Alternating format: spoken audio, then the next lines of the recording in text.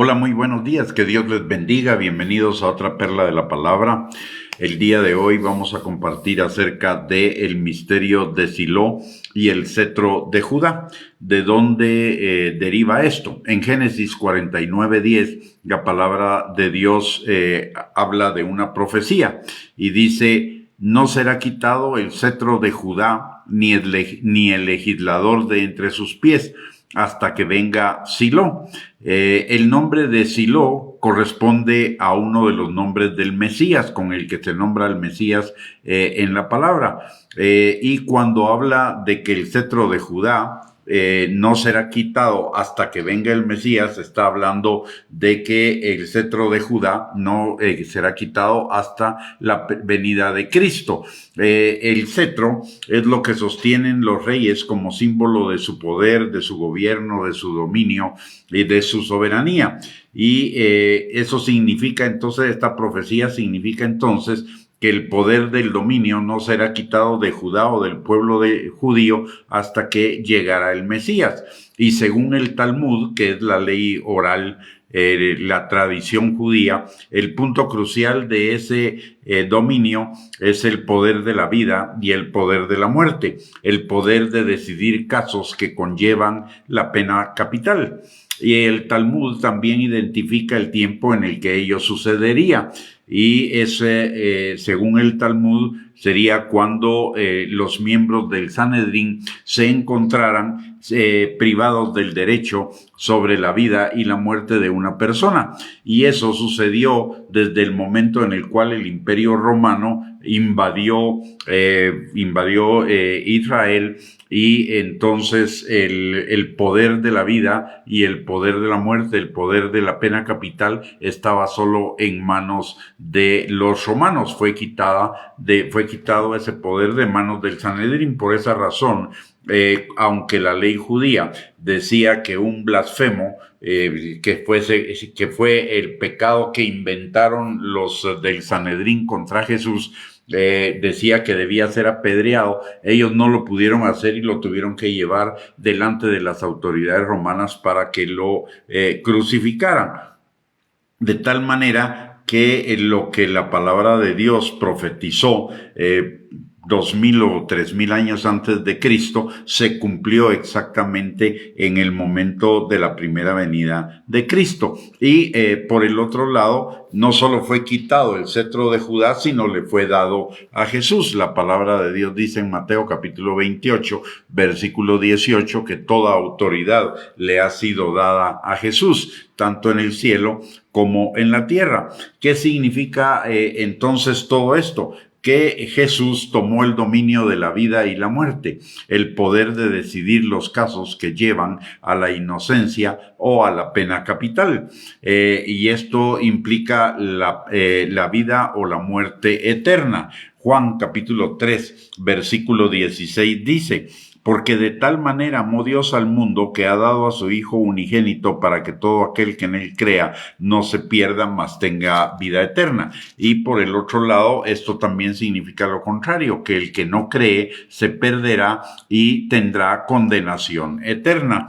Lo mismo en 1 Corintios capítulo 15, versículo 24 al 28, la palabra de Dios dice: luego el fin, cuando entregue el reino de Dios y Padre, cuando haya suprimido todo dominio, toda autoridad y potencia, porque preciso es que él reine hasta que haya puesto a todos sus enemigos debajo de sus pies. Y el postrer enemigo que será destruido es la muerte, porque todas las cosas las sujetó debajo de sus pies. Y cuando dice que todas las cosas han sido sujetadas a él, claramente se exceptúa a aquel que sujetó a él todas las cosas. Pero que todas las cosas le estén sujetas, entonces, pero luego que todas las cosas le estén sujetas, entonces también el Hijo mismo se sujetará al que le sujetó a él todas las cosas, para que Dios sea todo en todos. Y notemos algo que también se cumple en este pasaje, nos habla de algo que también se cumple respecto a la profecía de Génesis 49:10. Dice: no será quitado el cetro de Judá, ni el legislador de entre sus pies, hasta que venga Silo. ¿Y eso qué significa? que el Mesías tendrá debajo de sus pies a toda la autoridad. Y esto es lo que dice exactamente en el versículo 27 de 1 Corintios 15, del 24 al 28. Dice, porque todas las cosas las sujetó debajo de sus pies. Así que vemos que la profecía en la palabra de Dios, una muestra más de que la profecía en la palabra de Dios se cumple, pero también esto significa que Jesús, el creer en Jesús es lo que hace la diferencia entre la vida eterna y la condenación eterna, de tal manera que en virtud de que Él tiene el poder de la vida y el poder de la muerte, entonces necesitamos buscarlo a Él para tener la vida eterna. Y la palabra de Dios dice que le busquemos mientras Él puede ser hallado. Si no le hemos entregado nuestra vida a Cristo, es el tiempo de buscarlo. Todavía es el tiempo de buscarlo. Si estamos escuchando esta perla el día de hoy, es que todavía hay tiempo en nuestras vidas para buscarlo, porque dice la palabra que habrá un tiempo en que ello ya no sucederá. En Isaías 55:6 nos dice, buscad a Jehová mientras pueda ser hallado, llamadle en tanto que está cercano. Y la palabra también en Isaías capítulo 1, versículos del 18 al 20 dice, venid luego, dice Jehová, y estemos a cuentas. Si vuestros pecados fueren como la grana, como la nieve serán emblanquecidos. Si fueren rojos como el carmesí, vendrán a ser como blanca lana. Si quisiereis y oyereis, comerás el bien de la tierra. Si no quisiereis, si fuereis rebeldes, seréis consumidos a espada, porque la boca de Jehová lo ha dicho. Así que este es el tiempo en el cual busquemos al Señor, si no le hemos entregado nuestra vida a Él. La palabra de Dios dice en Hechos capítulo 2, versículo 21, que todo aquel que invoque el nombre del Señor será salvo. E invocar el nombre del Señor significa orar desde el fondo de nuestro corazón para entregarle nuestra vida a Él, no mentalmente, sino una entrega verdadera en el corazón, porque con el corazón se cree para justicia.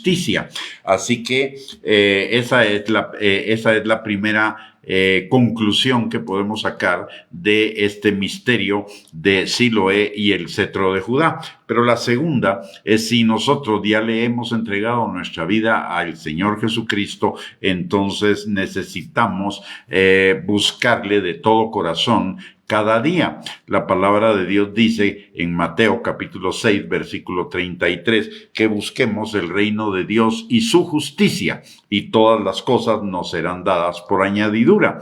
Así que este es también un tiempo de buscarle. Recordemos que Él está buscando una novia limpia, santa, sin mancha, sin arruga, para las bodas del Cordero, que ya están próximas de acuerdo a todas las señales de los tiempos. Aún tenemos tiempo para ser esa novia que Él está preparando para las bodas del Cordero. Busquémosle de todo corazón, porque Él quiere ser hallado. La palabra dice en Santiago capítulo 4, versículo 5, que el Espíritu que Él ha hecho morar en nosotros nos anhela celosamente.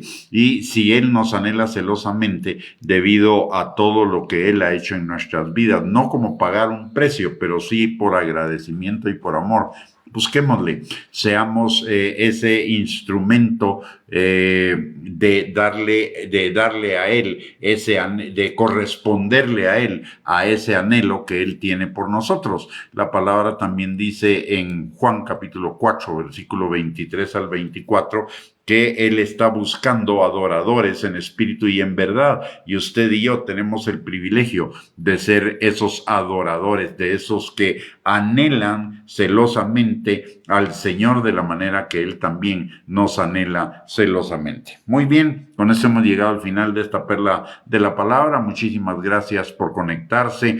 Que Dios les bendiga abundantemente y más adelante tendremos otra perla de la palabra para que nos volvamos a reunir y seguir edificándonos en nuestra fe, conociendo al Padre, al Hijo y al Espíritu Santo, que son la vida eterna. Bendiciones y un abrazo para cada uno.